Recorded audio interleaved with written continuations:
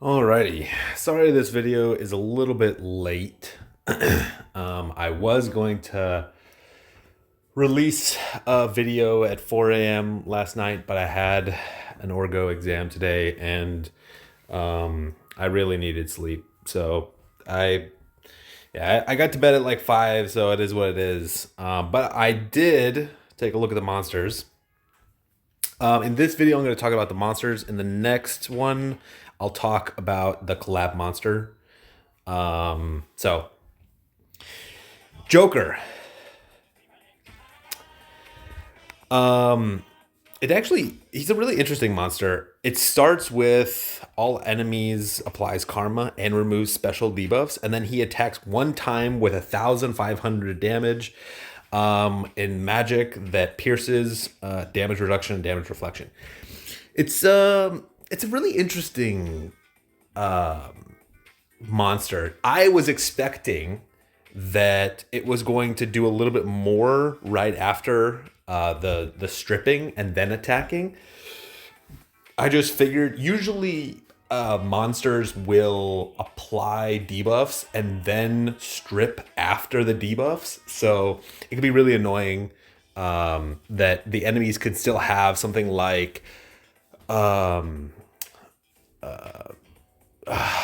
why am I blanking?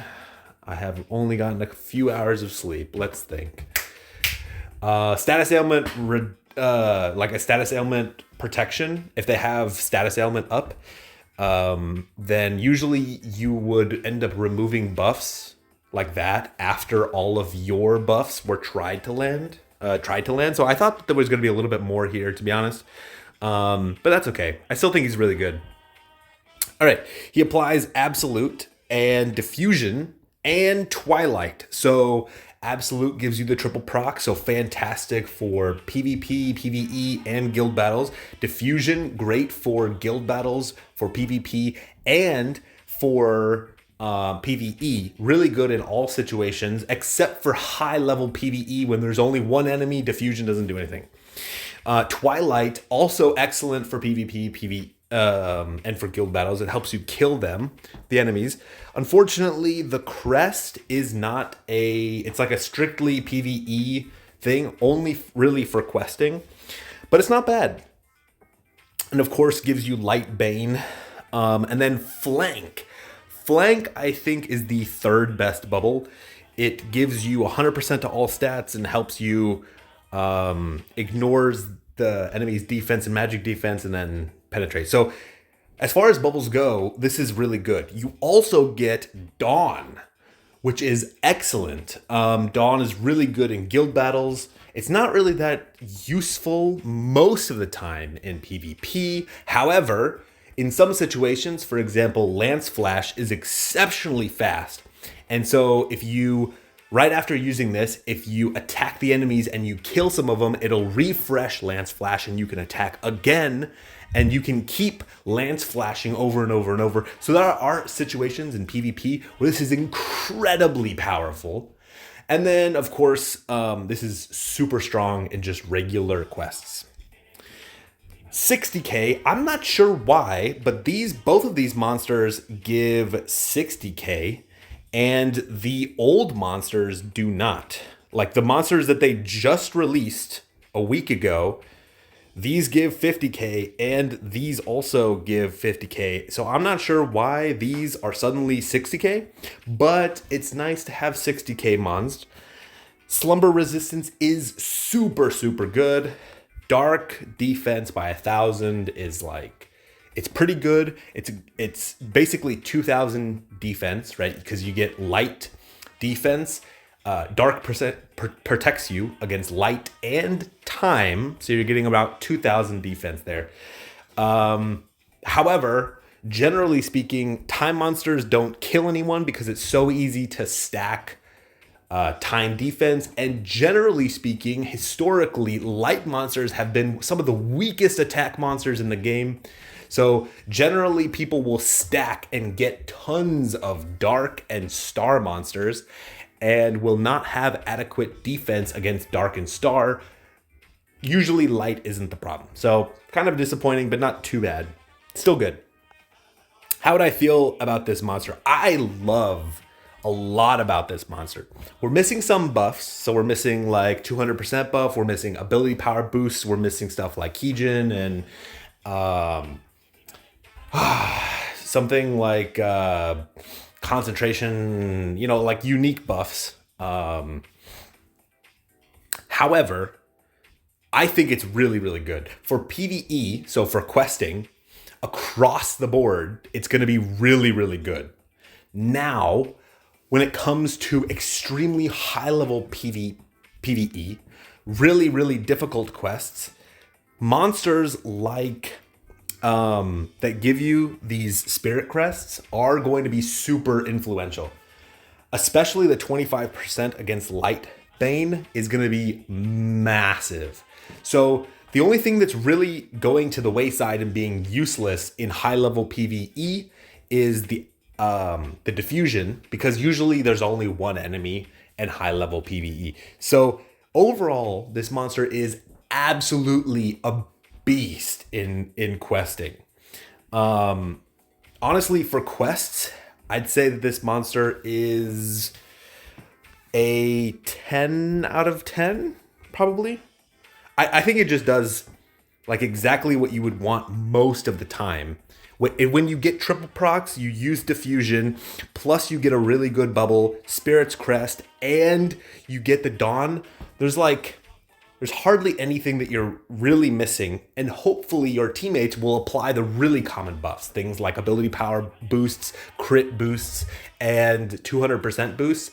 If they use something like Dark Valk alongside Joker, you've basically got all of the buffs in the entire game. I mean, you're missing a lot of super unique buffs, but this is a really, really strong monster in quests. Now, when it comes to Coliseum, PvP, stuff like that, I also think this monster is an absolute beast. Diffusion plus Absolute plus Twilight. Remember, Twilight gives you penetration against damage reduction, damage reflection, nullification, and invulnerability. So when you have Twilight, as long as you don't have something like Chipped Blade or Erosion or something that prevents you from being able to penetrate defense, this is an instant kill. So essentially what's going to happen is you're going to throw Joker, you're going to get Diffusion plus Twilight, and essentially your entire team is going to attack them. Now, if any of them survive, then hopefully the person who attacked the fastest had Dawn, and they can pop the enemy, like with Lance Flash again, before they're able to jump Uni. But honestly, I doubt anyone will be able to even survive this monster. So in something like PvP, also a 10 out of 10 monster. It's really hard to go wrong with this monster. You just throw it, and you're probably going to kill half the enemies with just this attack. There is some uncertainty. I'm not sure if special buffs include things like Resurrection. And they also change around buffs all the time. A-Team is notorious for just deciding to change something and never telling us about it. So some of the information that I have accumulated over the 10 years that I've been playing this game or longer has changed over time, because I just go back and test it, and all of a sudden it works differently. So yeah. In guild battles, for specifically clash throws, like a time, light, dark, star throw, this is incredible. The only thing that you're really missing is a field, or a field for your ally side, field for the enemy side, and a field protect kind of thing for either the enemy or the ally. So you're missing that, but you're getting an amazing bubble. If anyone survives on the enemy team, your team will have Diffusion plus Twilight. And also, this is super, super important. If you throw this monster as like the first throw, you will be removing the enemy's buffs. And if they use something like Durg, right? Durg is a prio monster, so even if you lose the clash, Durg will pop. Durg gives you Azure's Crest, which increases all allies' defense and magic defense, so it helps tank. This monster is great because it can snatch crests from the enemies so that they're no longer getting a stat boost from their crest. So if you throw this early, it would be a very, very powerful uni. However, be aware that this attack at the top is very susceptible to Fortify. Remember, Fortify removes the amount of, or it reduces the amount of damage that you would take, whatever the amount is, to just 25% of your HP, not your CP, your HP, and reduces the amount of time that Fortify will be up by 10 seconds. So because this doesn't hit a lot of times, it only hits once, it's only going to do 25% of their HP if they have Fortify up. So just be aware that this monster has weaknesses. However, in a team environment, you can overcome those weaknesses. And generally speaking, in stuff like PvP, it's not really. No one throws Fortify because why do you need Fortify if you just kill the enemies? When it comes to first round clashes and first round throws and stuff like that, there's no uni boosting in this monster, and there's not enough buffs to be able to one shot. The absolute isn't enough, plus the Dawn. For even an entire backline team won't be enough because this crest only gives you stat boosts. It doesn't give your team the 50% stat boost. So be aware that you can't just YOLO throw this round one. However, if the enemies are trying to go to Crystal and build and you just want to kill them, this is a fantastic throw this monster and just kill them. This is a good monster. So overall, I think this is a 10 out of 10 monster. I think it's super flexible, super powerful. And even if better monsters come out, Slumber Resistance is super good. So is Dark Defense. You can use these for a long time. Now, when it comes to free-to-play players and new players, I really like this monster. I would say it's probably a 10 out of 10 for free-to-play players and for newer players. You'll be able to use this for quite a long time, and it'll be useful in a lot of different places. For veteran players, it's a must because you've got Spirit's Crest. And it's a collab monster, which means as soon as the collab is done, it's gone. So yeah, that's Joker. Let's talk about Queen. So Queen hits 5 times, penetrates physical, hits like a freight train. 800 ability power on Star is incredible. Time Slice for 90 seconds. So this strips things like Fortify, prohibits uni by 170. That is super nasty. Rejection for 40 seconds with a success value of 120. Also super nasty. Both of these can win a clash or a PvP match instantly. Demeriting the enemy's cost is so powerful with rejection because as long as they didn't change it, essentially what'll happen is you will set the enemy's cost to 30, and if they're hit with rejection, because rejection hits first, remember with rejection, you can't gain uni and you can't gain cost. Both of those are, you can't gain any uni or cost when you have rejection. So if you are at 0 cost and you get hit with rejection and then you get hit with the demerit that changes your HP or your cost to 30, as far as the last time that I checked it, this doesn't apply. This 30, you won't gain any cost. Now, just be aware, I could be wrong about this. A-Team changes a lot of things, and it's been years since I tested it. But that's the way it used to work. Now, if you have 100 cost and you're hit with rejection, and then your cost changes to 30, you will lose all 70 cost and you will be put at 30. In the modern day, even if you only have 30 cost, you will essentially not be able to move. You'll be able to use one ability and that's it. You won't be able to do anything else. So most abilities nowadays are like 25 cost. So this is super powerful. The only thing that this doesn't prevent is the enemies can still use uni abilities. It doesn't reduce their uni, but just be aware, this is also a little bit different. As far as, I'm not 100% sure, but I am not, if you have 100% reduction to cost, like cost reduction, I am not sure if this applies.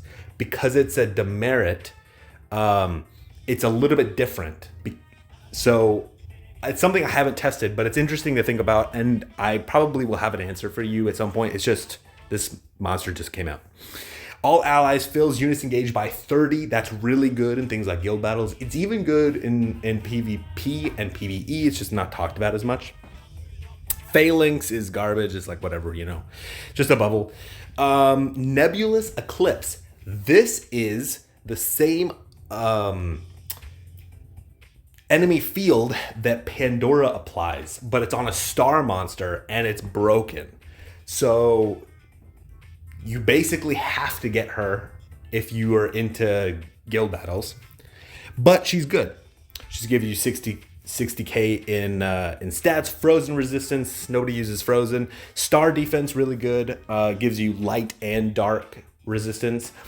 So that's about 2,000 Unison defense. And then Kijin, a really rare, or at least more rare buff that is very powerful. So this monster is incredible.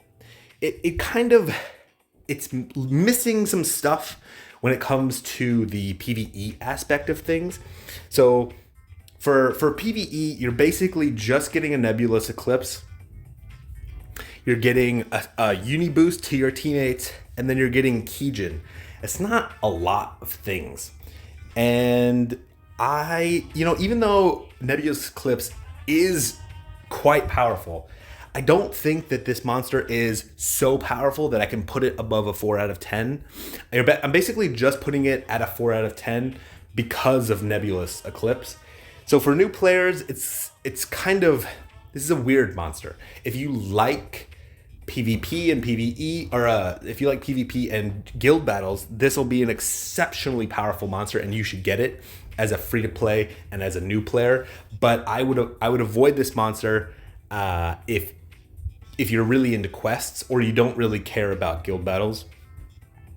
Now, when it comes to PvP, this monster is incredible. We have Strip and Kill and Nebulous Eclipse. Remember, Nebulous Eclipse is overpowered because it turns off constants. And your constants are what protect you. Your Xenos gear, your Xenos defense, or your Sopho gear is what protects you against unis. Even if you have tons of uni defense, it doesn't prevent you from getting popped, because that is a flat defense or a flat damage reduction, whereas the Xenos gear is a % damage reduction and it stacks. So it's super powerful. Getting hit with abstraction used to be the worst thing imaginable. Now it's Nebulous Eclipse, because no matter what you do, you can't avoid this. It is something that will happen to you. So Nebulous Eclipse, incredibly powerful. And in PvP, it's just an instant kill. If anyone throws a uni, you just instantly die after Nebulous Eclipse has been hit. But even if this is the only monster you're throwing, it's exceptionally powerful as a solo throw. You're time slicing the enemy. You're preventing the enemy from even moving and throwing Unison, and you're rejectioning and then setting their cost to 30 so they can only use a few amount of abilities. At the same time, you're uni boosting your team. This is a 10 out of 10 monster for PvP, just because it's so flexible. And Kijin also gives you penetration against damage reduction, damage reflection, and nullification. So it's similar to Twilight in how powerful it is. Now, when it comes to guild battles, this monster is unreal how powerful it can be. Even round 1 as a first throw, it can be really, really powerful and oppressive. So if you have a treasure hunter and he has really, really low physical attack and magic attack, and you throw this uni monster right away, like at the very beginning of the clash, essentially what's going to happen is if any other monsters get thrown by your team, they're going to instantly die. Which is fantastic if you want to prevent them from going to uni. You will most likely uni prohibit them. You will time slice anything that they have. So for example, if they have fortify, or if they have resurrection, or if they have concentration, or any of their openers are just going to get stripped instantly. You're going to remove rejection them so they can no longer gain uni, and you're going to demerit them so that they can hardly use any abilities. And at the same time, you're uni boosting your team so that you can uni chain, so you can swap out. As a first round, this is unreal how powerful this monster is. It's just like, it's so good for guild battles. An absolute banger. And then even for Clash, it's really, really powerful. Clash is super important too, because you can still hit them with Prohibit Unison, which would, even if they survived somehow, it would prevent them from being able to uni if they ended up losing the clash and there were some people left. But you're also applying Nebulous Eclipse, which will basically just guarantee that if it lands, the Nebulous Eclipse lands on the enemy team, you're just instant killing them. So yes, this monster does not have buffs. This is not a buffing monster, but you don't need buffing monsters when you have 5 monsters that you're throwing. In something like a clash where you're throwing tons of monsters, you don't need every single monster to be a buff monster. In fact, it's not even good most of the time, because currently in the current meta, you can one-shot with one monster.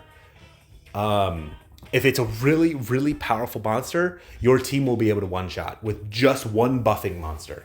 So this whole idea that this monster could even be bad because it doesn't buff is completely irrelevant when it comes to guild battles. This is just an unbelievably powerful monster for guild battles.